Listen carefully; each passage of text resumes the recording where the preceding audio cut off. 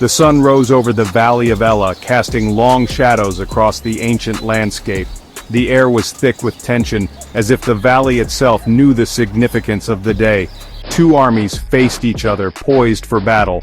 On one side stood the Israelites, their hearts heavy with dread. On the other side, the Philistines, confident and eager for combat. Fear was a heavy cloak that draped over the Israelite soldiers, making their limbs heavy and their spirits weak.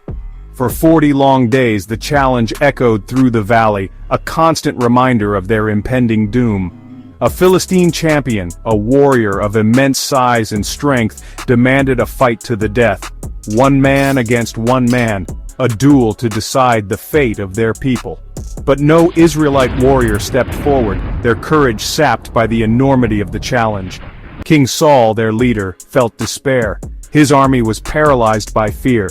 Then he appeared, Goliath of Gath, a true giant among men. He stood over 9 feet tall, a towering figure clad in bronze armor that gleamed in the sunlight. His voice was a roar that shook the very ground, a sound that struck fear into the hearts of his enemies. Goliath mocked Israel and their God, his taunts echoing through the valley, a challenge that seemed impossible to meet.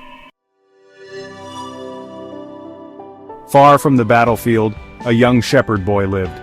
His name was David. In the quiet hills and valleys he found solace and purpose. The world beyond his pastures was filled with chaos and conflict, but here he found peace. He tended his father's sheep with dedication and care. Each day he led them to green pastures and still waters, ensuring their safety and well-being. He lived a simple life, free from the burdens of the world. The simplicity of his existence was his strength, grounding him in faith and duty. He did not know of the giant yet. He knew his flock. He knew his God. His days were filled with prayer and reflection, seeking guidance and strength from above. One day a lion came, prowling through the wilderness. Its eyes were fierce and its hunger was evident. It snatched a lamb from the flock. David did not run. He stood his ground, his heart pounding but his resolve unwavering. He fought the mighty lion with all his might. He struck it down with a force that belied his youth and size. He rescued the helpless lamb, cradling it in his arms. God was with him, his courage was strong and his faith unshakable. His faith was his shield, protecting him from fear and doubt. In the quiet moments he prayed, giving thanks for the strength and courage bestowed upon him. David arrived at the camp. The sun was high, casting long shadows over the tents and soldiers. The air was thick with tension and the smell of sweat and fear. He brought food for his brothers, a simple task for a shepherd boy. But today, it was different. Today, destiny awaited. As he handed out the bread and cheese, he heard the giant's voice booming across the valley.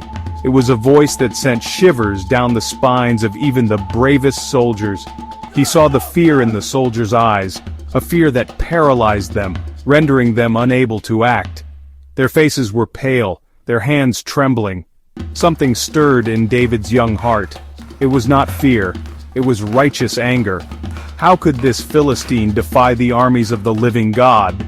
"Who is this uncircumcised Philistine?" David asked, his voice steady and strong. "Who is he to defy the armies of the living God?"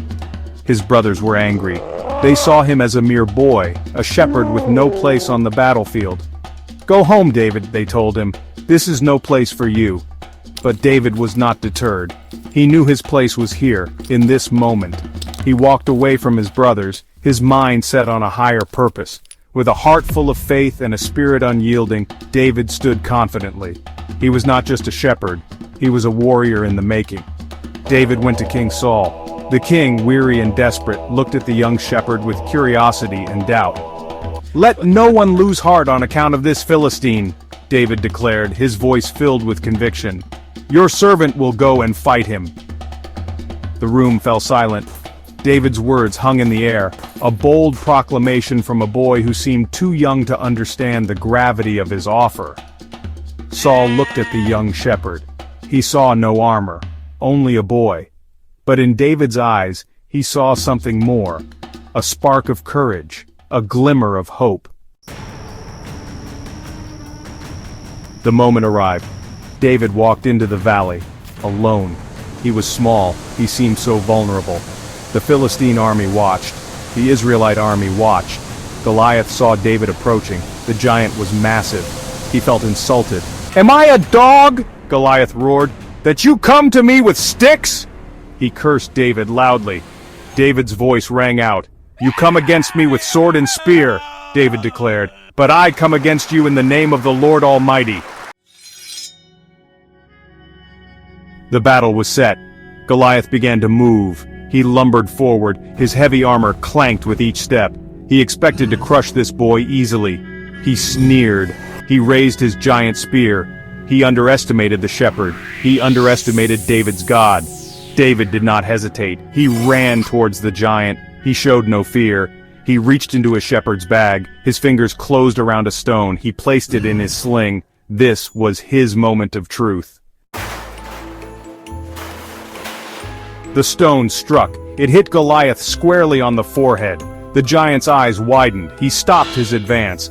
He swayed for a moment, like a mighty oak in a storm. His massive spear clattered to the ground. He was stunned. He was falling. Then the fall. Goliath crashed to the earth. Silence.